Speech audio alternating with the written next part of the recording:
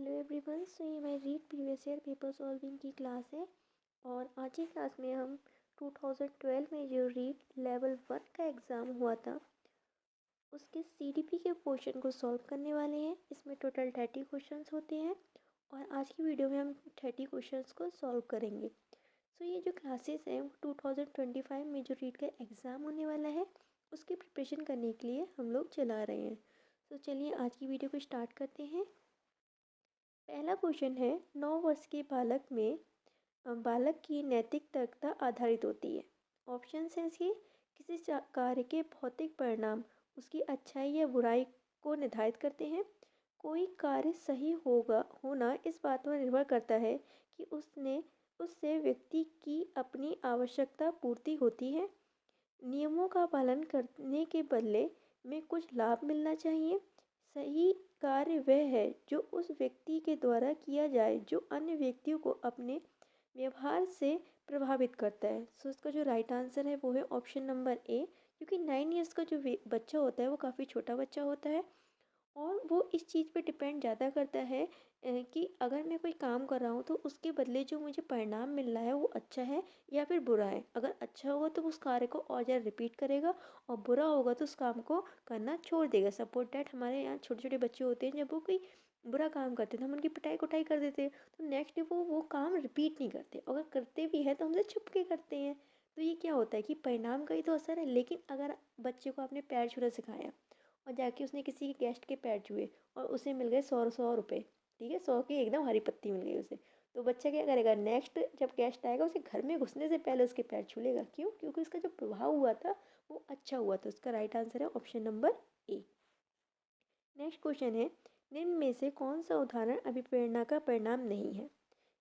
इसके ऑप्शन है कृष्णा ने नृत्य का समय 1 घंटे से बढ़ाकर 2 घंटे कर दिया। जॉन एस्टुअर्ट मिल ने 12 वर्ष की उम्र में दर्शन का अध्ययन प्रारंभ कर दिया था। जगत ने श्वास लेने की प्रक्रिया में रुचि दिखानी प्रारंभ कर दी है। राम ने तेजी से आधुनिक एवं प्राचीन ऐतिहासिक प्रवृत्तियों में सहसंबंध स्थापित करने में प्रगति की है।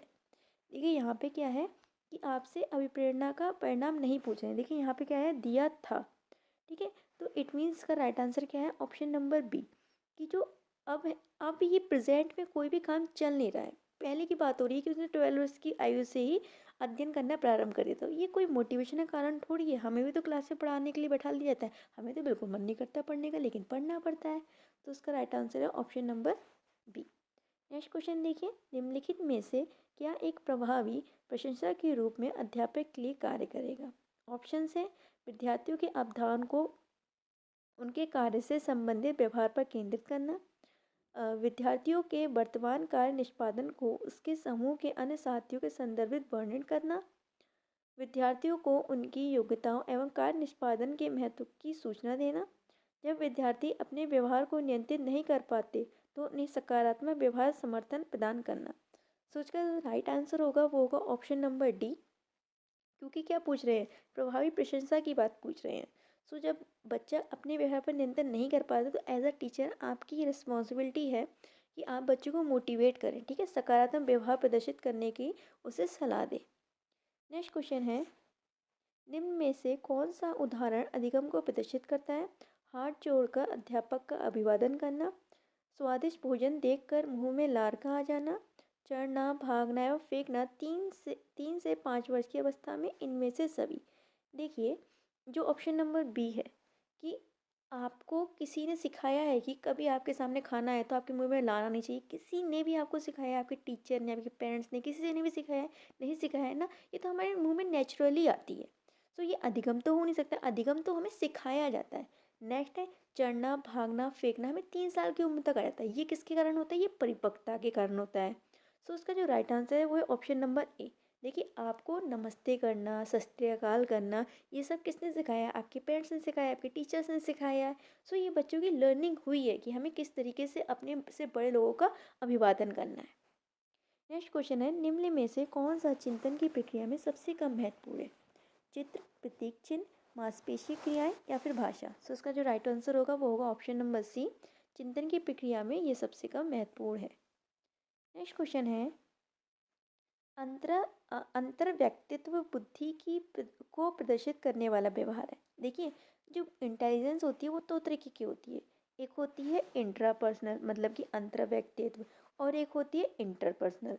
जो इंट्रापर्सनल लोग होते हैं, जो जिनमें इंट्रापर्सनल इंटेलिजेंस पाई जाती है, वो लोग हमेशा ज़्यादातर खुद से ही मतलब रखते हैं, ठीक है, अपनी ही दुनिया में खोए रहते हैं।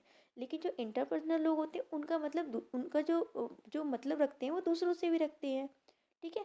आप इंट्रापर्सनल को एक तरीके से अंतर्मुखी समझ सकते हैं और इंटरपर्सनल को बहिर्मुखी समझ सकते हैं। सो अब इसके ऑप्शन देखते हैं। अब बस आप एक चीज़ याद रखिएगा, जो इंट्रापर्सनल लोग हैं उनका ज़्यादातर मतलब किससे होता है, खुद से ही होता है। ऑप्शन है दूसरों के अंतर मन की इच्छाओं और मंशा का पता लगाना। देखिए, दूसरों की आगे दूसरे से कोई मतलब नहीं होता है, दूसरों के मूड को भाव लेना नहीं, दूसरों से फिर कोई मतलब नहीं है। मिलते जुलते संवेगों तथा उदासी एवं पछतावे में भेद कर पाना। तो इसका राइट आंसर है ऑप्शन नंबर सी, ठीक है। मिलते जुलते संवेगों, उदासीनता, खुशी, इन चीज़ों में भेद कर पा रहे हैं। क्या दूसरे की उदासी को देख रहे हैं, क्या दूसरे के संवेगों को देख रहे हैं, नहीं, खुद ही के देख रहे हैं। सो ऑप्शन नंबर सी सही है। और डी भी एक बार पढ़ लीजिए, दूसरों के विचारों, यही यहीं से गलत हो गई, दूसरों की आ गया। नेक्स्ट क्वेश्चन है, निम्न में से कौन सी व्यू रचना अभिप्रेत लैंगिक अंतरों को मद्देनजर रखते लैंगिक समता की भावनाओं के विपरीत है। देखिए, आपको क्या बताना है, विपरीत वाला आंसर बताना है कि कौन सा इसके विपरीत है। पहला ऑप्शन है, विद्यार्थियों को बताएं कि रूढ़िबद्ध विषयों में सफलता हासिल कर सकें। ठीक है, रूढ़िबद्ध विषय कैसे हैं, जैसे कि ऐसे विषय जिसमें हमेशा पापा को ऑफिस जाते हुए और मम्मी को घर का काम करते हुए दिखाना है। तो जो हमारी जो जेंडर स्टीरियोटाइप जो चला आ रहा है इतने सालों से, उसे हमें चैलेंज करना है और उसमें क्या करना है, विजय प्राप्त करनी है। तो ये तो बच्चों को हमें सिखाना चाहिए, तो पॉजिटिव पॉइंट है। और हमें नेगेटिव बात ढूंढना है, तो ये तो आंसर नहीं होगा। प्रारंभिक विद्यालय कार्यों में लड़के एवं लड़कियों के शारीरिक एवं गामक कौशल के विकास की संभावित क्षमता समान होती है, ये भी बात सही है। नेक्स्ट ऑप्शन है, लड़कों को समस्याओं के समाधान और विश्व पर नियंत्रण रखने के लिए उनकी योग्यताओं पर उनको आत्मविश्वास विकसित करने के लिए सहयोग करना। अच्छा, आप ये बताइए कि क्या केवल आप लड़कों पे ही ऐसा फोकस करेंगे, लड़कियों पे फोकस नहीं करेंगे? क्या लड़कियों को लर्निंग नहीं सिखाएंगे? क्या उन्हें नहीं सिखाएंगे कि वो विश्व पर नियंत्रण कर सकती हैं आगे जाके? क्यों क्यों नहीं सिखाएंगे? लड़का और लड़की तो दोनों बराबर है, ये तो बहुत ही निगेटिव पॉइंट है। सो इसके विपरीत वाला पूछे तो यही इसका राइट आंसर है, ऑप्शन नंबर सी। हम लड़कों को ऐसा कुछ नहीं सिखाएंगे कि बेटा तुम ही सर्वदाता हो, सुभी सर्वज्ञाता हो, तुम ही हमारे दुनिया पर राज कर सकते हो, ऐसा कुछ भी हम इसे नहीं सिखाएंगे। बस उसकी स्किल्स को डेवलप करते हुए जाएंगे और जो जेंडर स्टीरियोटाइप आज तक जो चली हुई आ रही है उसको चैलेंज करेंगे, ना कि उसे और ज़्यादा इनकरेज करेंगे।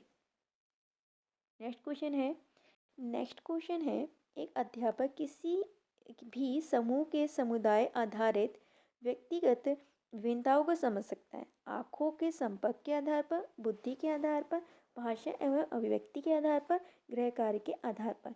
देखिए, हम आपस में भी नॉर्मल लाइफ में भी कैसे पहचान लेते हैं कि ये कहीं का इंसान है, कहीं दूसरी जगह का इंसान है, किसके थ्रू, उसकी लैंग्वेज के थ्रू। जैसे वो बोलना शुरू करता है, हम आइडेंटिफाई कर लेते हैं, अरे ये तो बिहारी है, अरे ये तो हरियाणा का है, अरे ये तो पंजाबी है। कैसे? क्योंकि उसकी लैंग्वेज के थ्रू, वो किस तरीके से बिहेव कर रहा है, इसके थ्रू तो हम पहचान लेते हैं कि वो किस समुदाय का है, क्या उसकी व्यक्तिगत विभिन्नताएं हैं। तो हम किसके द्वारा पहचानते हैं? उसकी भाषा और अभिव्यक्ति के आधार पर। सो इसका जो राइट आंसर है वो है ऑप्शन नंबर सी।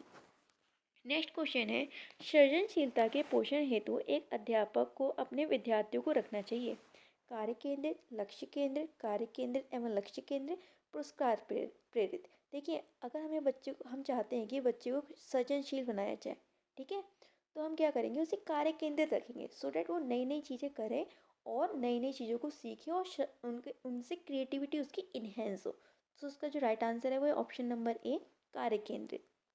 क्वेश्चन नंबर 10, निम्न में से कौन सी विशेषता सामाजिक रूप से वंचित वर्ग के विद्यार्थी की नहीं है? बालकों की देखभाल में के अनुभव उन्हें स्कूल के लिए प्रभावशाली ढंग से तैयार नहीं करते। सो ये तो उनकी मतलब विशेषता है कि जो पिछड़े लोग होते हैं उनको मतलब प्रॉपर नर्चर केयर ये सब नहीं मिल पाती, तभी तो उन्हें पिछड़े हुए लोग कहा जाता है। सो ये तो नहीं होगा आंसर। नियमित स्वास्थ्य संबंधी देखभाल नहीं मिल पाती, ये भी बात बिल्कुल सही है।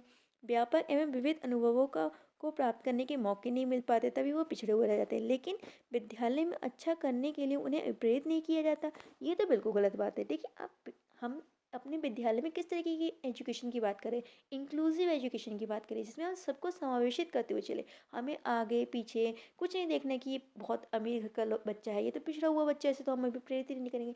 हमें इक्वली सबको मोटिवेट करना है, ठीक है। सो ऑप्शन नंबर डी इसका राइट आंसर होगा, ये विशेषता नहीं है। नेक्स्ट क्वेश्चन है, क्रियात्मक अनुसंधान मौलिक अनुसंधान से भिन्न है क्योंकि यह अध्यापकों, शैक्षिक प्रबंधकों एवं प्रशासकों द्वारा किया जाता है, शोधकर्ता द्वारा किया जाता है जिनका विद्यालय में कोई संबंध ना हो, यह प्रमाणीकृत उपकरणों पर आधारित होता है, यह न्यायादर्श पर आधारित होता है। सो इसका जो राइट आंसर है वो है ऑप्शन नंबर ए। जो क्रियात्मक अनुसंधान है वो अध्यापकों, शैक्षिक प्रबंधकों एवं प्रशासकों द्वारा किया जाता है। नेक्स्ट क्वेश्चन है, क्रियात्मक अनुसंधान में क्रियात्मक उपकरणों का निर्माण समस्या के कारणों पर आधारित होता है, क्रियात्मक उपकरणों का निर्माण किसी तर्कयुक्त विवेक पर आधारित होता है, क्रियात्मक उपकरणों का निर्माण इस प्रकार किया जाता है ताकि उनका सांख्यिकीय सत्यापन किया जा सके, क्रियात्मक उपकरणों का निर्माण नहीं किया जाता है। सो इसका जो राइट आंसर है वो है ऑप्शन नंबर ए। क्रियात्मक उपकरणों का निर्माण हम किसी भी समस्या के आधार पर करते हैं।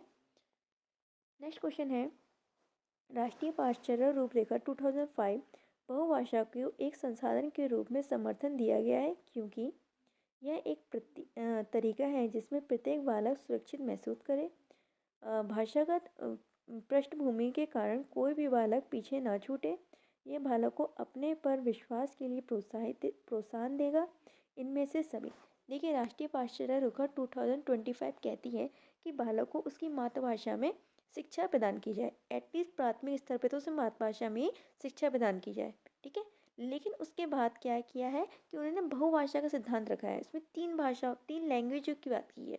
एक तो इंग्लिश, उसके बाद मातृभाषा, और एक है जो भी डेवलपिंग आज के टाइम पे जो भी ऐसी लैंग्वेज है जो नॉर्मल कम्युनिकेशन में मेनली यूज़ होती है। जैसे कि आज के टाइम पे अगर मैं देखूँ तो इंग्लिश, फ्रेंच, इन लैंग्वेजेस को बच्चों को पढ़ाया जाए। अब इनको पढ़ाने का क्या मतलब कि क्या इससे बेनिफिट होंगे, तो इनमें से इस पे सारे बेनिफिट होंगे। तो इसमें से राइट आंसर है इनमें से सभी। देखिए, उनके विश्वास को भी प्रोत्साहन मिलेगी, ठीक है। भाषागत पृष्ठभूमि के कारण कोई भी बालक पीछे नहीं छूटेगा क्योंकि इसे मातृभाषा को भी इंक्लूड किया गया है। अब हमारा नेक्स्ट क्वेश्चन है, निम्न में से कौन सा तरीका विज्ञान विषय को समझने में के लिए उच्च प्राथमिक स्तर पर उपयुक्त नहीं है। वस्तुओं को प्रेक्षण करना व अवलोकन को रिकॉर्ड या दर्ज करना, रेखाचित्र बनाना, वास्तविक अनुभव प्रदान करना, अमूर्तता के द्वारा विषय को सिखाना। सो इसका जो राइट आंसर होगा वो होगा ऑप्शन नंबर डी।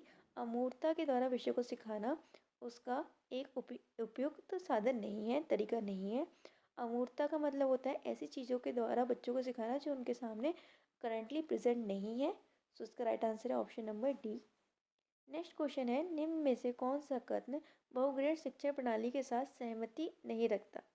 अब पहले मैं आपको ये बताती हूँ कि बहुग्रेड शिक्षा प्रणाली होता क्या है। ऐसी शिक्षा प्रणाली जहाँ पे एक से ज़्यादा क्लास के बच्चे एक संग बैठे होते हैं और जो शिक्षक होता है वो उन सब की ही आवश्यकताओं और व्यक्तिगत विभिन्नताओं का ध्यान में रखते हुए शिक्षण का कार्य करता है।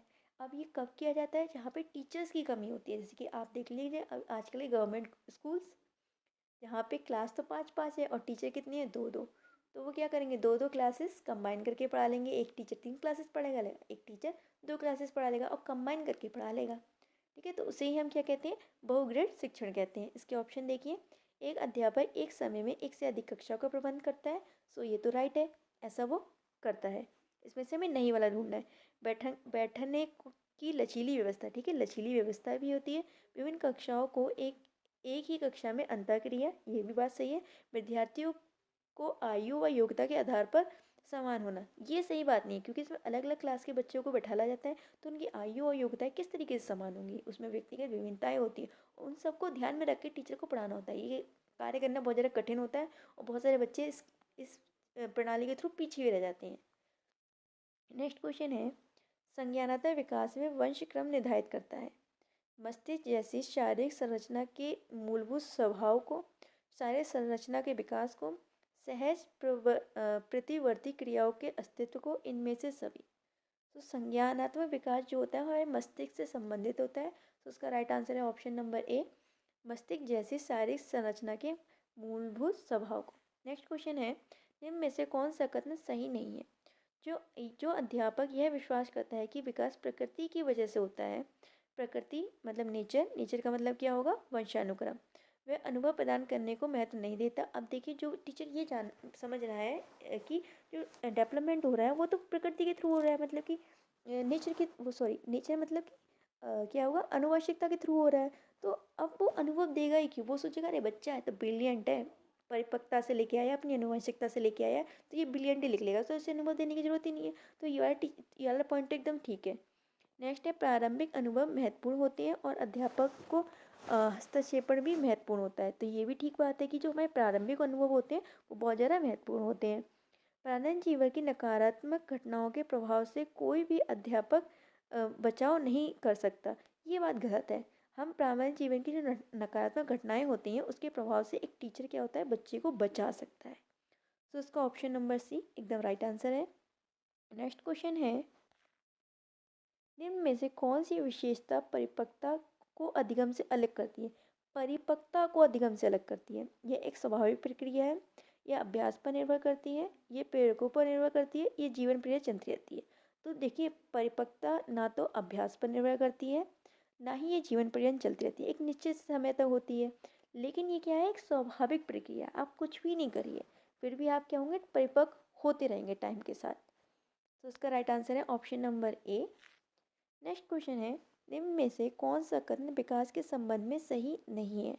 इसके ऑप्शन है, विकास प्रतिमानों की कुछ निश्चित विशेषताओं को भविष्यवाणी की जा सकती है। हाँ, हम पता लगा लेते हैं कि बच्चा 2 साल पे सही से बोलना सीख जाएगा, 5 साल पे वो ये करना सीख जाएगा, ठीक है, हम समझ जाते हैं कि 11 साल की उम्र पे आके वो अमूर्त चिंतन करने लगेगा, क्योंकि ये पहले से मतलब इनकी भविष्यवाणी की जाना संभव है। नेक्स्ट है, विकास का उद्देश्य वंशानुगत संभाव्य क्षमता का विकास करता है, ये बात भी ठीक है। विकास के विभिन्न पक्षों के संभाव्य खतरे नहीं होते, ये बात बिल्कुल गलत है। प्रत्येक विकास का जो क्षेत्र होता है उसके कुछ न कुछ संभाव्य खतरे होते हैं। आपने एरिक एरिक्सन की थ्योरी पढ़ी होगी, उसमें उन्होंने बताया है अपनी थ्योरी के थ्रू कि किस तरीके से अगर बच्चे को प्रॉपर नर्चर केयर और जो उस स्टेज की जो भी रिक्वायरमेंट है वो फुलफिल ना की जाए तो बच्चे में पॉजिटिव की जगह निगेटिव बिहेवियर का डेवलपमेंट हो जाता है। तो वो ये क्या है? विकास के खतरे हैं। नेक्स्ट क्वेश्चन है, दल या गैंग का सदस्य होने से सामाजिकरण उत्तर बाल्यावस्था में बेहतर होता है। निम्न में से कौन सा कथन इस विचार की विपरीत है? आपको विपरीत वाला चुनना है। वयस्कों पर निर्भर ना होकर सीखता है, ये बात सही है। जिम्मेदारी को निभाना सीखता है, अपने समूह के प्रति वफादार होना सीखता है, छोटी छोटी बातों पर झगड़ा करते हुए अपने गैंग के सदस्यों की से लड़ाई मोल लेता है। हमें इसमें से विपरीत वाला जरा था, तो इसका राइट आंसर है option number D. Next question, योगात्मक मूल्यांकन का उद्देश्य है समय विशेष पर विभिन्न कार्यों पर एक विद्यार्थी ने कितना निष्पादित किया यह पता लगाना, अधिगम को सुगम बनाना व ग्रेड न प्रदान करना, ऐसे विद्यार्थी का पता लगाना जो अपने साथियों के समकक्ष प्राप्ति में कठिनाई अनुभव कर रहा है, अगली इकाई के अनुदेश से पूर्व प्रगति का पता लगाना। सो इसका जो राइट आंसर है वो है ऑप्शन नंबर ए। समय विशेष पर विभिन्न कार्यों पर एक विद्यार्थी ने कितना निष्पादित किया उसका हमें पता लगाते हैं। नेक्स्ट क्वेश्चन है, राजू खरगोश से डरता था। शुरू में खरगोश तो राजू से काफ़ी हाँ ठीक है, यहीं से ये क्वेश्चन, जो राजू था वो खरगोश से डरता था। शुरू में राजू को खरगोश से काफ़ी दूर रखा गया। अगले आने वाले दिनों में यह रोज खरगोश और राजू के बीच की दूरी कम कर दी गई। अंत में राजू की गोदी में खरगोश को रखा गया। राजू खरगोश से खेलने लगा। यह प्रयोग उदाहरण है। ये किस चीज़ का उदाहरण है? प्रयत्न एवं त्रुटि का सिद्धांत, शास्त्रीय अनुबंधन का सिद्धांत, क्रिया प्रस्तुत अनुबंधन का सिद्धांत, इनमें से सभी। सो इसका जो राइट आंसर है वह है ऑप्शन नंबर बी, शास्त्रीय अनुबंधन का सिद्धांत, जो कि पावलोव ने दिया था और ये प्रयोग उन्होंने कुत्ते पे किया था। सो ये भी उसी तरीके से कि धीरे धीरे करके बच्चे की कंडीशनिंग की गई खरगोश के, मतलब कि किस तरीके से बच्चे की कंडीशनिंग की गई कि वो खरगोश से डरना बंद कर दे। एकदम उसके पास लाके नहीं रख दिया गया, इसमें दिन लगे, थोड़ी थोड़ी डिस्टेंस कम की गई, तो क्या किया गया? एक सहसंबंध स्थापित किया गया। तो उसका राइट आंसर है ऑप्शन नंबर बी, शास्त्रीय अनुबंधन का सिद्धांत। नेक्स्ट क्वेश्चन है, बहिर्मुखी विद्यार्थी अंतर्मुखी विद्यार्थी से किस विशेषता के आधार पर भिन्न होता है, हमें भिन्नता बतानी है। मजबूत भावनाएं, पसंदगी एवं नापसंदगी, मन ही मन परेशान होने की अपेक्षा अपनी भावनाओं को अभिव्यक्त करता है। नेक्स्ट क्वेश्चन है, अपने बौद्धिक कार्यों में डूबा रहता है। सो ये जो विशेषता है वो अंतर्मुखी व्यक्ति की है, बालक की है, ना कि बहिर्मुखी। बोलने की अपेक्षा लिखने में बेहतर, ये भी अंतर्मुखी की है। सो इसका जो राइट आंसर है वो ऑप्शन नंबर बी है। ये क्या करते हैं, मन ही मन परेशान नहीं होते, क्या करते हैं, अपनी बातों को बोलकर अपने मन को हल्का कर लेते हैं। तो ये बहिर्मुखी विद्यार्थी की विशेषता है जो उसे अंतर्मुखी विद्यार्थी से अलग करती है। नेक्स्ट क्वेश्चन है, निम्नलिखित में से कौन सा कथन बुद्धि के बारे में सत्य नहीं है। यह एक व्यक्ति की मानसिक क्षमता है। यह सामंजस्य या अनुकूलन स्थापित करने में सहायक है। यह व्यवहार की गुणवत्ता को आंकी जाती है। यह स्थायी एवं अपरिवर्तनशील विशेषता है। हमें सत्य नहीं वाला बताना था। तो जो बुद्धि होती है वो स्थायी और अपरिवर्तनशील विशेषता नहीं होती इसमें। ठीक है, बुद्धि को हम परिवर्तित कर सकते हैं और हम डेली बेसिस पे से करते भी है। नई नई चीज़ों को हम सीखते हैं और उन अपनी बुद्धि में परिवर्तन लाते हैं। एक संतुलित व्यक्तित्व वह है जिसमें इड एवं परम अहम के बीच संतुलन स्थापित किया जाए। इदम एवं अहम के बीच संतुलन स्थापित किया जाए। अहम एवं परम अहम के बीच संतुलन स्थापित किया जाए। मजबूत अहम को बनाना। तो हमें क्या करना है, अपने अहम को बहुत ज़्यादा मजबूत करना है सो दैट हमारा जो व्यक्तित्व है वो क्या हो जाए, संतुलित हो जाए। देखिए इड क्या होता है, इड हम एक जो इड होता है वो सिगमंड फ्रॉइड ने ये कॉन्सेप्ट दिया है। जो इड होता है वो हमारे अचेतन मन से जुड़ा हुआ होता है और ये बच्चे में बचपन से ही पाया जाता है। ये एक आप सोचिए जिद्दी बच्चा होता है ना, उसकी विशेषता है कि मुझे ये चीज़ चाहिए ही चाहिए। वो और किसी पक्ष को नहीं देखता, उसके मन में आ गया कि मुझे ये चीज़ चाहिए तो उसे चाहिए ही चाहिए। सुपर ईगो क्या होता है, सुपर ईगो होता है कि जो चीज़ नैतिक है वो ही नैतिक है। अब चाहे उसके लिए मुझे कुछ भी करना पड़े मैं उस नैतिकता को फॉलो करूँगा।